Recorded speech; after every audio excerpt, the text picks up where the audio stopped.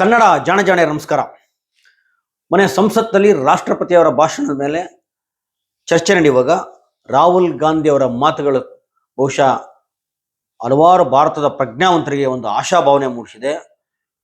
ಇತ್ತೀಚಿನ ವರ್ಷಗಳಲ್ಲಿ ಒಬ್ಬ ನಿಜವಾದ ಪ್ರಬುದ್ಧ ನಾಯಕ, ವಿರೋಧ ಪಕ್ಷದ ನಾಯಕ ಉಟ್ಕೊಂಡ, ಪ್ರಬುದ್ಧ ರಾಜಕಾರಣಿ ಉಟ್ಕೊಂಡ. ಅಷ್ಟು ಅದ್ಭುತವಾಗಿತ್ತು ಅವರ ಮಾತುಗಳು ಬಂದು ಹಪ್ಪಳಿಸ್ತಾ ಇದ್ರೆ ಈ BJP ವಲಯದಲ್ಲಿ ಪ್ರಧಾನಮಂತ್ರಿ ಮೋದಿಯನ್ನು ಒಳಗೊಂಡು ಎಲ್ಲರಿಗೂ ಸಹ ಯಾವ ಮಟ್ಟಕ್ಕೆ ಅಪ್ಪಳಿಸುತ್ತು ಅಂದರೆ, ಅವ್ರ ಮುಖಗಳು ಹರಳೆಣ್ಣೆ ಕುಡ್ದಾಗ ಮುಖ ಹೆಂಗಾಗ ಕಿವುಚ್ಕೋತಾರಲ್ಲ ಆ ಮಟ್ಟಕ್ಕೆ. ಯಾವತ್ತೂ ಸಹ ಪ್ರಧಾನಮಂತ್ರಿಯವರು ಸಂಸತ್ತಲ್ಲಿ ಆರೋಗ್ಯಕರ ಚರ್ಚೆಯಲ್ಲಿ ತೊಡಗೇ ಇಲ್ಲ. ಸುಮಾರು 11 ವರ್ಷ ಆಯ್ತಲ್ಲ ಅಧಿಕಾರಕ್ಕೆ ಬಂದು. 11 ವರ್ಷದಲ್ಲಿ ಹೊರಗಡೆ ನಿಂತ್ಕೊಂಡು ಒಂದ್ ಸೈಡ್ ಭಾಷಣ ಮಾಡ್ತಿದ್ದಾರೆ. ಈಗ ಎಲ್ಲರೂ ಜಗಜ್ಜಾಹೀರಾಗಿದೆ, ಟೆಲಿಪ್ರಾಂಪ್ಟ್ ಇಟ್ಕೊಂಡು ಭಾಷಣ ಹೊಡಿತಾರೆ. ಅದು ಕೈ ಕೊಟ್ರಿ ಇವ್ರು ಸ್ವಿಚ್ ಆಫ್, ಮೀಟರ್ ಆಫ್. ಇವ್ರಿಗೆ ಸಂಸತ್ತಲ್ಲಿ ಯಾವತ್ತಾದ್ರೂ ಯಾವ್ದಾರ ವಿಚಾರ ತಗೊಂಡು ಒಂದು ಚರ್ಚೆಯಲ್ಲಿ ಭಾಗವಹಿಸಿಲ್ಲ. ರಾಹುಲ್ ಗಾಂಧಿ ಹಾಕೊಂಡು ಬಾರಿಸ್ತಾ ಇದ್ರೆ ಇವರು ಮಿಕ ಅಂತ ಮುಖ ನೋಡ್ತಾ ಇದ್ರೆ ವಿನಃ ಒಂದು ಚರ್ಚೆಯಲ್ಲಿ ಭಾಗವಹಿಸಕ್ ಆಗ್ತಾ ಇಲ್ಲ, ಒಂದು ಉತ್ತರ ಕೊಡಕ್ ಆಗ್ತಾ ಇಲ್ಲ. ಇವ್ರ ಕೈಲಿ ಮಾತಾಡಿದಾರಿಲ್ಲ ಅಂತಲ್ಲ, ಒಂದ್ ಸೈಡ್ ಬರ್ತಾರೆ, ದೀರ್ಘವಾದ ಭಾಷಣ ಹೊಡಿತಾರೆ, ಹೋಗ್ತಾ ಇರ್ತಾರೆ. ಚರ್ಚೆಗಳು ಭಾಗವಹಿಸಿಲ್ಲ. ನಮ್ಮ ದೇಶ ಪ್ರಜಾಪ್ರಭುತ್ವ ರಾಷ್ಟ್ರ. ಇಲ್ಲಿ ಎಂತೆಂಥ ಚರ್ಚೆಗಳಾಗಿದೆ. ಹಿಂದೆ ಕರ್ನಾಟಕದಲ್ಲಿ ತಗೊಂಡ್ರೆ ದೇವರಾಜ ಅರಸು ಮುಖ್ಯಮಂತ್ರಿ ಆಗಿದ್ದಾಗ ದೇವೇಗೌಡರು ವಿರೋಧ ಪಕ್ಷದ ನಾಯಕರಾಗಿದ್ರು. ಅಷ್ಟೆಲ್ಲ ಬೇಡ ರೀ, ಸ್ವತಃ ಯಡಿಯೂರಪ್ಪನವರೇ ವಿರೋಧ ಪಕ್ಷದ ನಾಯಕರಾದಾಗ ಬಹಳ ದೊಡ್ಡ ಚರ್ಚೆಗಳು ನಡೆದಿದೆ. ಒಬ್ಬ ವಿರೋಧ ಪಕ್ಷದವರು ಆ ಮಟ್ಟಿಗೆ ಬಂದು ದಾಳಿ ಮಾಡ್ತಾ ಇದ್ರೆ ಒಬ್ಬ ನಾಯಕ ಅದನ್ನು ಮೋದಿಯವ್ರ ನಾಯಕರಲ್ವೇನ್ರಿ? ಒಬ್ಬ ನಾಯಕ ಮುಂದಿಂತು ಎದೆ ಕೊಟ್ಟು ಹೋರಾಡ್ಬೇಕಲ್ವಾ? ಇವತ್ತು ಕರ್ನಾಟಕದಲ್ಲಿ ನಾವು ಒಪ್ತೀವೋ ಬಿಡ್ತೀವೋ ಸೆಕೆಂಡ್ರಿ. ಯಾರಾದ್ರೂ ವಿರೋಧ ಪಕ್ಷದವ್ರು ಮಾತಾಡಿದಾಗ ಸಿದ್ದರಾಮಯ್ಯ ಓಡ್ ಬರ್ತಾರೆ ಫಸ್ಟ್. ಸಿದ್ದರಾಮಯ್ಯ ದಾಳಿ ತಡ್ಕೊಳಕ್ ಹಾಕಲ್ಲ ಇವ್ರ ಕೈಲಿ.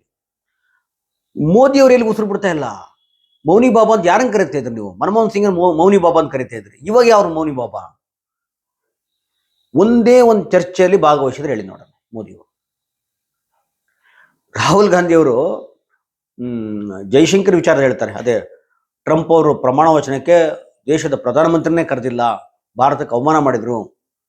ಇಂಥ ದೊಡ್ಡ ಪ್ರಜಾಪ್ರಭುತ್ವ ರಾಷ್ಟ್ರ, ಇಷ್ಟೆಲ್ಲ ಹಿನ್ನೆಲೆ ಇರ್ತೀವಿ, ಇಂಥ ಪ್ರಧಾನಿಗೆ ಆಹ್ವಾನ ಕೊಟ್ಟಿಲ್ಲ. ಅದಕ್ಕೆ ಜೈಶಂಕರ್ ಕಳಿಸ್ಬಿಟ್ಟು ನಮ್ಗೆ ಅವಮಾನ ಆಗ್ಬಿಟ್ಟಿದೆ, ಒಂದು ಇನ್ವಿಟೇಷನ್ ಇಸ್ಕೊಬರಕ್ಕೆ ಕಳಿಸಿದ್ರು ಅನ್ನೋ ಅರ್ಥದಲ್ಲಿ ರಾಹುಲ್ ಗಾಂಧಿ ಮಾತಾಡಿದಾಗ ಮೋದಿಯವರು ಪಿಟಿಕ್ ಅನ್ನಲ್ಲ, ಅದನ್ನಾರು ಮಾತಾಡ್ಬೋಯಿತ್ತು. ಉಸಿರೇ ಬಿಡಲ್ಲ. ಒಟ್ಟಾರೆ ರಾಹುಲ್ ಗಾಂಧಿ ಅವ್ರ ಮಾತು ಹೆಂಗಿತ್ತು ಅಂದ್ರೆ, ಇವತ್ತಿನ ಭಾರತ ಜಾತೀಯತೆ, ಒಂದು ರೀತಿಯ ಮಾನಸಿಕ ಗುಲಾಮಗಿರಿ, ಇಲ್ಲಿಯ ಕೊಳತನ, ಮೌಢ್ಯ, ಇದರಲ್ಲಿ ಮುಳುಗೋಗಿರೋ ದೇಶಕ್ಕೆ ಒಂದು ಆಶಾ ಕಿರಣದ ಥರ. ಅಂದರೆ ನಿಜವಾಗ್ಲೂ ದೇಶಕ್ಕೆ ಏನು ಬೇಕು, ಆಧುನಿಕ ತಿರ್ಕೋಬೇಕು ನಾವು. ಆಧುನಿಕ ಜಗತ್ತಿಗೆ ನಾವು ತಿರ್ಕೊಂಡಿಲ್ಲ ಅಂದರೆ ಎಲ್ಲಿರ್ತೀವಿ ನಾವು? ಈ ರೀತಿಯ ಪ್ರಭುತ್ವ ಕೂಡಿತ್ತು. ನಾನು ಹೇಳಿದ್ನಲ್ಲ, ಮೋದಿಯವರು ಎಲ್ಲೂ ಉಸಿರು ಬಿಟ್ಟಿಲ್ಲ. ಇವ್ರ ಮುಖಗಳು ನೋಡೋಕ್ಕಾಗ್ತಾ ಇರಲ್ಲ. ಇರಲಿ, ರಾಹುಲ್ ಗಾಂಧಿ ಅವರು ಎತ್ತಿದಂಥ 2-3 ವಿಚಾರಗಳನ್ನ ನೋಡೋಣ, ನಮ್ಮ ಕೈಲಿ ಎಷ್ಟಾಗುತ್ತೆ ನೋಡೋಣ. ಮೊದಲನೇದಾಗಿ, ಯಾವುದೇ ದೇಶ ಹಿಂದುಳಿದ ಕಾರಣ 2 ಥರ ಇರುತ್ತೆ. ಒಂದು, ನಾವು ಬರೀ ತಗೋತಾ ಇರ್ತೀವಿ ಇದನ್ನ ಮಧ್ಯಮ ವರ್ಗದವರ ಕೊಳ್ಳುಬಾಕ ಸಂಸ್ಕೃತಿ ಅಂತಾರಲ್ಲ. ಅಂದರೆ ಒಳ್ಳೊಳ್ಳೆ ಮಾಲು ಮತ್ತೊಂದು ಎಲ್ಲ ಜೋಡಿಸಿಟ್ಟಿರ್ತಾರೆ ನೀಟಾಗಿ, ಎಲ್ಲ ನಮಗೆ ಬೇಕು ತಗೋತಾ ಇರ್ತೀವಿ ನಾವು. ಆದರೆ ಬರೀ ತಗೋತಾ ಇದ್ರೆ ಆಗಲ್ಲ, ಉತ್ಪಾದನೆ ಬರ್ಬೇಕು ತಕ್ಕನಾಗಿ. ಉತ್ಪಾದನೆ ಇಲ್ಲ ಅಂದರೆ ಬರೀ ಅವ್ರದ್ದು ಕಿತ್ತು ಇವ್ರಿಗೆ ಸಾಲ, ಇವ್ರಿಗೆ ಕಿತ್ತು ಅವ್ರಿಗೆ ಸಾಲ ಕೊಡ್ತಾದ್ರೆ ಎಲ್ಲಾಗುತ್ತೆ? ಉತ್ಪಾದನೆ ಆಗ್ಬೇಕಲ್ಲ, ಸಂಪಾದನೆ ಆಗ್ಬೇಕಲ್ಲ. ಅದು ನಮ್ಮಲ್ಲಿಲ್ಲ. ಬರೀ ನಾವು ಕೊಳ್ತಾ ಇದೀವಿ ವಿನಃ ಸಂಪಾದನೆ ಮಾಡ್ತಾ ಇಲ್ಲ. ಉದಾಹರಣೆ ಅದಕ್ಕೆ ಒಂದು ಅಂಕಿಅಂಶ ಕೊಡ್ತಾರೆ. 2014ರಲ್ಲಿ ನಮಗೆ ತಯಾರಿಕಾ ವಲಯದಿಂದ ಬಂದಂಥ ಆದಾಯ, ತಯಾರಿಕಾ ವಲಯದಿಂದ ಸುಮಾರು 15% ಇತ್ತು. 15% ತಯಾರಿಕಾ ವಲಯದಿಂದ ನಮ್ಗೆ ಆದಾಯ ಬರ್ತಾ ಇತ್ತು. ಅದೇ 2024ಕ್ಕೆ ಬಂದಾಗ ಜಾಸ್ತಿ ಆಗ್ಬೇಕಲ್ಲ, ಅದು ತುಂಬ ಜಾಸ್ತಿ ಆಗ್ಬೇಕು. ಯಾಕಂದ್ರೆ ಮೇಕ್ ಇನ್ ಇಂಡಿಯಾ ಅಂದ್ರಲ್ಲಪ್ಪ, ಸ್ವದೇಶಿ, ಮೇಕ್ ಇನ್ ಇಂಡಿಯಾ, ಈ ಥರ ಎಲ್ಲ ಹೊಡೆದ್ರ ಡೈಲಾಗ್ ಮೇಲೆ ಡೈಲಾಗ್ ಹೊಡಿತಾ ಇದ್ರಲ್ಲ ಹೊರಗಡೆ ರೋಡಲ್ಲಿ ನಿಂತ್ಕೊಂಡು. ಎಷ್ಟು ಜಾಸ್ತಿ ಇದೆ ಗೊತ್ತಾ ನಿಮಗೆ? 12%. ಜಾಸ್ತಿ ಅಲ್ಲ, ಕುಸ್ತಿದೆ.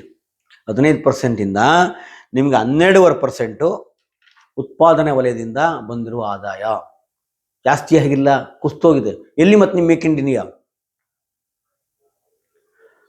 ನಾವೆಲ್ಲ ಆ್ಯಪ್ಗಳನ್ನ, ಅಮೇರಿಕ ಆ್ಯಪ್ಗಳು ಬಳಸ್ತಿದ್ದೀವಿ. ವಾಟ್ಸಾಪ್ ಇರ್ಬೋದು, ಫೇಸ್ಬುಕ್ ಇರ್ಬೋದು, ಯೂಟ್ಯೂಬ್ ಇರ್ಬೋದು, ಇದೆಲ್ಲ ಇಡೀ ನಮ್ಮ ಮಾಹಿತಿ, ಇಡೀ ಡೇಟಾ ಅಮೇರಿಕದಲ್ಲಿ ಹೋಗುತ್ತೆ. ಎಲ್ಲ ಹೋಗ್ತಾ ಇದೆ ಅವನಿಗೆ. ಅವನು ಅದನ್ನ ಇಟ್ಕೊಂಡು ಅನಲೈಸ್ ಮಾಡ್ಕೊಂಡು, ಡೇಟಾ ಇಟ್ಕೊಂಡು ಏನು ಪಾಲಿಸಿ ಮಾಡ್ಬೋದು ಎಲ್ಲ ಡಿಸೈಡ್ ಮಾಡ್ತಾನೆ. ನಿಮ್ಮ ಹತ್ರ ಏನಿದೆ? ಇಡೀ ಭಾರತೀಯನ ಮಾಹಿತಿ ಅಮೇರಿಕನ ಹತ್ರ ಇದೆ ರೀ. ನೀವೇನು ಹೇಳೋದು, ಅಯ್ಯೋ ಮೋದಿ 56 ಇಂಚು. ಅದೇ ಚೈನಾದವರು ಎಲ್ಲ ಅವರ ಸ್ವದೇಶಿ ಆ್ಯಪ್ಗಳನ್ನ ಬಳಸ್ತಾರೆ.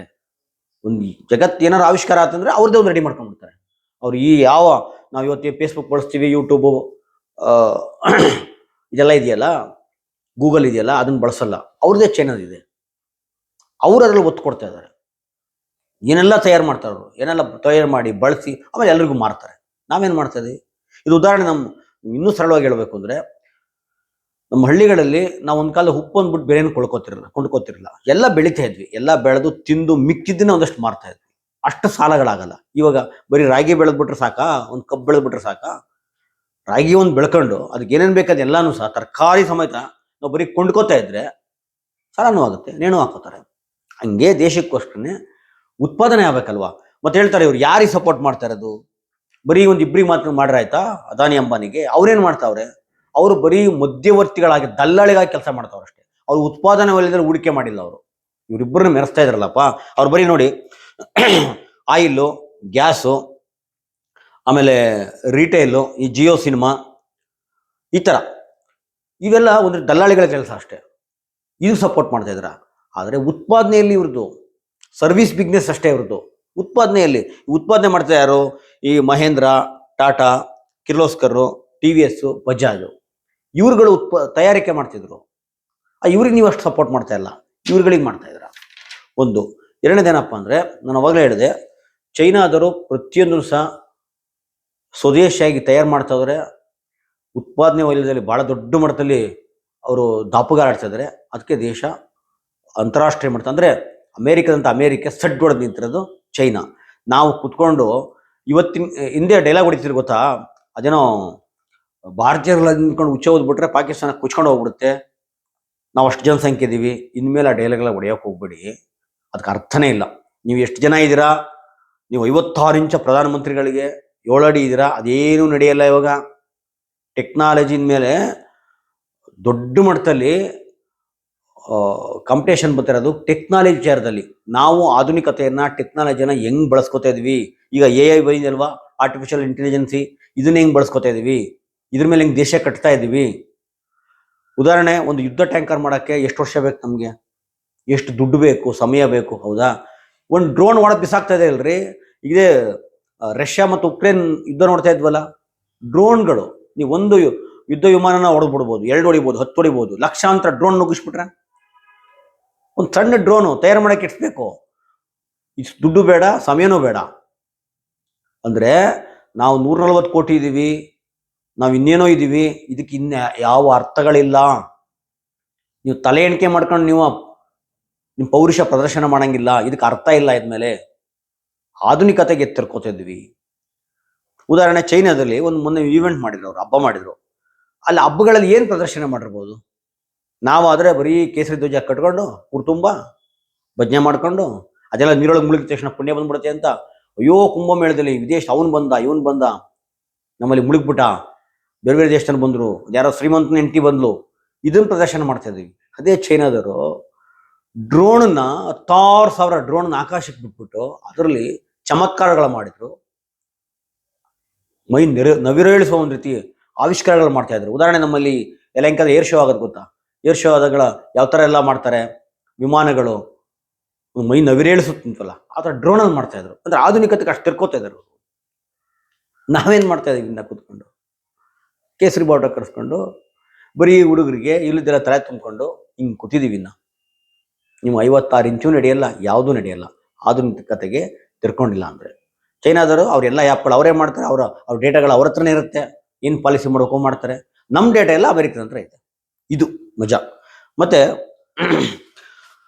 ಇನ್ನೊಂದೇನಪ್ಪ ಅಂದ್ರೆ, ರಾಹುಲ್ ಗಾಂಧಿ ಅವರು ಪ್ರಸ್ತಾಪ ಮಾಡಿದ್ದು ಜನಗಣತಿ ವಿಚಾರ ಆಗಬೇಕು. ಹೌದು, ಜನಗಣತಿ ಆಗಬೇಕು. ಯಾಕೆ ಆಗಬೇಕು? ಎಷ್ಟೆಷ್ಟು ಜನಾಂಗ, ಎಂತೆಂಥರು ಅಧಿಕಾರ ಸಿಕ್ಕಿದೆ ಇಲ್ವಾ ಎಲ್ಲ ಗೊತ್ತಾಗ್ಬೇಕಲ್ಲ ನಿಮಗೆ. ಅದಕ್ಕೆ BJP ಟಕ್ಕರ್ ಕೊಡ್ತಾರೆ. ಯಾಕೆ? ಮೋದಿಯವರು ಏನು ಬ್ರಾಹ್ಮಣರವರು, ಹಿಂದುಳಿದಾರಲ್ವಾ? ದೇಶದ ಪ್ರಧಾನಮಂತ್ರಿ ಆಗಿಲ್ವಾ? ರಾಷ್ಟ್ರಪತಿಗಳು ಆದಿವಾಸಿ ಅಲ್ವಾ? ಅವರು ರಾಷ್ಟ್ರಪತಿ ಆಗಿಲ್ವಾ? ಇದಕ್ಕಿಂತ ಏನು ಬೇಕು ಅಂತ. ಆದರೆ ನೀವು ಒಂದ್ಸಲ ಯೋಚನೆ ಮಾಡಿ, ರಾಷ್ಟ್ರಪತಿಗಳನ್ನ ರಬ್ಬರ್ ಸ್ಟಾಂಪ್ ಥರ ಇಟ್ಕೊಂಡಿಲ್ವಾ ನೀವು? ಹಂಗೆ ತಾನೇ ಇಟ್ಕೊಂಡಿರೋದು. ಅಲ್ಲ, ಕಾಂಗ್ರೆಸ್ರು ಹಂಗೆ ಮಾಡ್ಕೊಂಡಿದ್ರು, ಅದ್ರಲ್ಲೇನು ವ್ಯತ್ಯಾಸ ಇಲ್ಲ. ಕಾಂಗ್ರೆಸ್ಸರು ಹಂಗೆ ಬಳಸಿದ್ದು. ಮತ್ತೆ ಪ್ರಧಾನಮಂತ್ರಿ ಮೋದಿಯವರು ಗೊಂಬೆ ಅಷ್ಟೇ. ಆ ಸ್ವಂತ ಬುದ್ಧಿ ಏನೂ ಇಲ್ಲ. ಮೆದುಳು ಕಿತ್ಕೊಂಡು RSS ಚಡ್ಡಿ ಜೋಬಲ್ಲಿ ಇಟ್ಕೊಂಡಿದ್ರ, ಅಲ್ಲಿ ಹೆಂಗೆ ಕೀ ಕೊಡ್ತೀರೋ ಹಂಗೆ ಆಡಿಸ್ತಾ ಇದ್ರ. ನೀವು ಹೆಂಗೆ ಹೇಳ್ತಿದ್ರೆ ಹಂಗೆ ಆಡ್ತಾರೋ ಬಿಟ್ರೆ ಸ್ವಂತ ಬುದ್ಧಿಯಿಂದ ಮೋದಿಯವರು ಉಪಯೋಗಿಸ್ತಾ ಇಲ್ಲ. ಇಲ್ಲ ಅಂದ್ರೆ ಸಂಸತ್ತಲ್ಲಿ ಚರ್ಚೆಗಳು ಮಾಡ್ತಾ ಇದ್ರು. ನಿಮ್ಗೆ ಹೆಸರಿಗೆ ಮಾತ್ರ ತೋರ್ಸಕ್ಕೋಸ್ಕರ ಒಬ್ಬ ಹಿಂದುಳಿದವನು, ಅದು ಹಿಂದ್ಗಡೆ ಎಲ್ಲ ಕಂಟ್ರೋಲ್ ಮಾಡ್ತಾರೆ ನೀವೇ. ಈ ಚಡ್ಡಿಗಳೇ ಮಾಡ್ತಾ ಇರೋದು. ಅದೇನು ಪ್ರಯೋಜನ ಬಂತು? ಅದಕ್ಕೋಸ್ಕರ ಗಣತಿ ಆಗಬೇಕು. ಆದರೆ ಇದೇ ವಿಚಾರ ಇಲ್ಲಿ ಕರ್ನಾಟಕ ತಂದಾಗ ಯಾಕೆ ಒಕ್ಕಲಿಗರು ಲಿಂಗಾಯತರು ಜಾತಿ ಗಣತಿಯನ್ನು ವಿರೋಧ ಮಾಡ್ತಾವ್ರೆ ಅಂತೇಳಿ ಬರುತ್ತೆ. ಹೌದಲ್ವಾ? ಹೌದು. ಅದರಲ್ಲಿ ಅವ್ರಿಗೇನೋ ನಮ್ಗೆ ಸರಿ ಕಂಡಿಲ್ಲ, ಅಲ್ಲಿ ಸೋರಿಕೆ ಆಗಿದೆ, ಅದರಲ್ಲಿ ಲಿಂಗಾಯತರು ಒಕ್ಕಲಿಗರು ನಾವೇನು ಇದೀವಿ ಅದಕ್ಕಿಂತ ಕಮ್ಮಿ ತೋರಿಸ್ತಾ ಇದ್ದಾರೆ, ನಮ್ಮ ಮನೆಗಳಿಗೆ ಬಂದಿಲ್ಲ, ಸರ್ವೆ ಮಾಡಿಲ್ಲ, ಈ ಥರ ಎಲ್ಲ ಬರ್ತಾ ಇದೆಯಲ್ವಾ. ನಾನು ಹೇಳೋದು ಅದು ಬರಲಿ. ಅದು ನಿಜವಾಗ್ಲೂ ಸಹ ಆ ಥರ ಇದ್ದರೆ ಅಂಕಿಅಂಶಗಳು ಕೊಟ್ಟು ನೀವು ಮುಂದಿಡಿ, ಸರ್ಕಾರ ಮುಂದಿಡಿ. ಒಕ್ಕಲಿಗರಾಗಲಿ ಲಿಂಗಾಯತರಾಗಲಿ ಕರ್ನಾಟಕ ಹೋದವಾಗ ಸರಿ ಇಲ್ಲ ಅಂದರೆ ಮತ್ತೊಂದು ಮಾಡಿಸಿ. 3 ಲಕ್ಷ ಕೋಟಿಗಿಂತ ಮೇಲೆ ಬಡ್ಜೆಟ್ ಮಾಡಿದೆ ಕರ್ನಾಟಕದಲ್ಲಿ. ಒಂದು ಇನ್ನೊಂದು 50 ಕೋಟಿ 100 ಕೋಟಿ ಖರ್ಚಾದರೆ ಪರವಾಗಿಲ್ಲ. ಎಲ್ಲ ಸಮುದಾಯದವರನ್ನು ಒಳಗೊಂಡು ಒಂದು ಕಮಿಟಿ ಮಾಡಿ ಪಾರದರ್ಶಕವಾಗಿ ಮಾಡಿ, ಯಾರು ಎಷ್ಟಿದ್ದಾರೆ ಗೊತ್ತಾಗಲಿ. ಅದು ಇಡೀ ದೇಶಕ್ಕೂ ಆಗಬೇಕು. ರಾಹುಲ್ ಗಾಂಧಿ ಅವರು ಅಲ್ಲಿ ಮಾತ್ರ ಕುತ್ಕೊಂಡು ಜಾತಿಗಣತಿ ಬಗ್ಗೆ ಮಾತಾಡ್ತಾರೆ. ಕರ್ನಾಟಕದಲ್ಲಿ ಇವತ್ತಿನವರೆಗೆ ಮಂಡನೆ ಮಾಡೋಕ್ಕಾಗಿಲ್ಲ, ಅದು ಸರಿ ಮಾಡೋಕ್ಕಾಗಿಲ್ಲ, ಗೊಂದಲ ಸರಿ ಮಾಡೋಕ್ಕಾಗಿಲ್ಲ. ಇದನ್ನು ಮಾಡ್ಬೇಕಲ್ಲ ನೀವು. ಹಂಗೆ ಇವತ್ತು ರಾಹುಲ್ ಗಾಂಧಿ ಅವರ ಮಾತು ತುಂಬ ಚೆನ್ನಾಗಿತ್ತು, ಭಾಳ ಪ್ರಬುದ್ಧತೆಯನ್ನು ಕೂಡಿತ್ತು. ಈ ನಿಟ್ಟಲ್ಲಿ ಹೋಗ್ಬೇಕ ವಿನಃ ಅದು ಬಿಟ್ಬಿಟ್ಟು ನೀವು ಕೂತ್ಕೊಂಡು ಭಜನೆ ಮಾಡ್ಕೊಂಡು ಕೇಸರಿ ಕಟ್ಕೊಂಡು ಅದೇನೋ ಅಂಥದ್ದು ಗಂಜಲ ಕುಡಿರಿ ವಾಸಿ ಆಗುತ್ತೆ. ಎಲ್ರಿ ಇದ್ರ ನೀವು? ನೀನು ಕುಡಿದು ಇನ್ನೊಂದಷ್ಟು ಜನಕ್ಕೆ ಲಕ್ಷಾಂತರ ಜನ ಕುಡಿಸಿ ಅದನ್ನ ವೈಜ್ಞಾನಿಕವಾಗಿ ಪ್ರೂವ್ ಆಗಿದೆ ಅಂದರೆ ಅರ್ಥ ಇದೆ. ಏನೂ ಇಲ್ಲ ನಂಗೆ ಗೊತ್ತು ಕುಡೀರಿ ಸರಿಯಾಗ್ಬಿಡುತ್ತೆ ಅಂದರೆ. ಗಂಜಲ ಕುಡ್ಕೊಂಡಿದ್ರೆ ಗಂಜಲ ಕುಡ್ಕೊಂಡೇ ಇರಬೇಕಾಗತ್ತೆ.